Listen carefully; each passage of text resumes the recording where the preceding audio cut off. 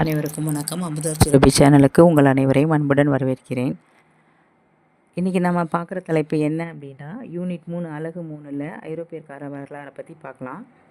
ஐரோப்பியர்கள் நம்ம நாட்டில் காலடி எடுத்து வைத்த பிறகு தான் இங்கே பல மாற்றங்கள் நிகழுது. நம்மளுடைய கலாச்சாரம், பண்பாடு, வாழ்க்கை முறை, இறை நம்பிக்கை இதெல்லாம் தலைகீழாகவே புரட்டி போட்டாங்க அப்படின்னு சொல்லலாம். ஃபஸ்ட்டு பழம்பெருமை வாய்ந்த நம்மளுடைய நாட்டில் யார் முதல்ல வராங்க அப்படின்னு பார்த்தீங்கன்னா, போர்த்துகீசியர்கள், அப்புறம் டச்சுக்காரர்கள், அப்புறம் ஃப்ரெஞ்சுக்காரர்கள், அப்புறம் டென்மார்க்கை சேர்ந்தவங்க, அப்புறம் ஆங்கிலேயர்கள் இவங்க வராங்க. இவங்க முதல்ல எதுக்காக வராங்க அப்படின்னு பார்த்தோம்னா, இவங்க வாணிபம் செய்வதற்காகவும் தம்முடைய சமயத்தை பரப்புவதற்காகவும் தான் ஃபஸ்ட்டு நம்மளுடைய நாட்டுக்குள்ளே முதல்ல வராங்க. அப்புறமேட்டு தான் இவங்களுக்கு என்ன ஆகுது அப்படின்னு சொன்னால், நம்மளுடைய நாட்டுடைய செல்வமும் அந்த இயற்கை வளம் இதெல்லாம் பார்த்தோன்னா நாடு பிடிக்கும் ஆசை இவங்களுக்கு வருது. முதல்ல வாணிபத்துக்காக தான் கப்பல்களை கொண்டு வந்து இறக்குறாங்க. நாடு பிடிக்கும் ஆசை வந்த பின்னாடி அவங்க போர்க்கப்பல்களையும் கொண்டு வந்து இறக்குறாங்க. அவங்க நம்மளுடைய நாட்டுக்குள்ளே கடல் வழி பயணமாக தான் அலையிறாங்க. அப்படி வரும்போது கேரளா, கள்ளிக்காட்டு, கர்நாடகா பகுதிகளில், தமிழகத்துடைய பகுதிகளில், கடற்கரை ஓரங்களில் இவங்க இருக்கிறாங்க. இவங்க அந்த பக்கத்தில் கடற்கரை ஓரத்தில் தங்கிக்கிட்டு மன்னர்களிடமும் சிற்றரசர்களிடம் மன்னர்களிடம் அனுமதி வாங்குறாங்க. அனுமதி வாங்கி அங்கே தங்கிக்கிட்டு என்ன பண்ணுறாங்க அப்படின்னு பார்த்தீங்கன்னு சொன்னாக்க, அந்த இடங்களை இவங்க அவங்களுடைய கொத்தளங்களாகவும் இருப்பிடங்களாகவும் ஆக்கிக்கொள்கிறாங்க. அங்கேருந்து தான் அவங்க வாணிபம் செய்கிறாங்க. வாணிபத்தில் அவங்க அவங்க நாட்டு பொருட்களை நம்ம நாட்டுக்கு இறக்குமதி செய்கிறாங்க.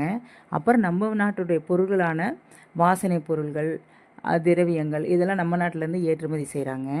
அப்படி பார்த்திங்கன்னு சொன்னோன்னா, இவங்க முதல்ல ஏற்றுமதி செய்த பொருள் என்ன அப்படின்னா மிளகு, ஏலக்காய், கிராம்பு, மயிலிறகு, மேலும் பல பொருட்களை ஏற்றுமதி செய்கிறாங்க.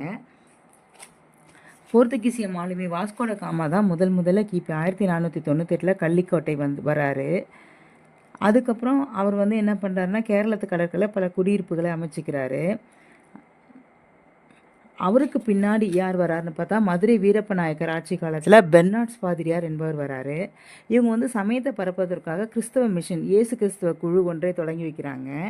அதுக்கு ஜெகுட் இயேசு சபை அப்படின்ற பேர் வைக்கிறாங்க. அவங்களுடைய காலத்தில் அந்த அளவுக்கு தான் முன்னேற்ற முடியுது. அதுக்கு பின்னாடி ராபர்ட் டி டொம்பிலி பாதிரியார் மதுரைக்கு அந்த சமய பணியை தொடர்றாரு. இப்போ என்ன ஆகுது அப்படின்னு சொன்னால், மதுரை நாயக்கர் படைகளோடு சேர்ந்து கிறிஸ்துவ பாதிரியார்களும் கலந்து அணிவகுத்து செல்ல வேண்டிய சூழ்நிலையில் இருக்காங்க. அதுவும் ஒரு நல்ல பயனை தான் விளைவிச்சது. திருங்களில் பரவுச்சு. அப்போ மதுரையை ஆட்சி செஞ்சுட்டு இருந்த ராணி மங்கம்மா கிபி 1689 அரசாட்சியை ஏற்கிறாங்க.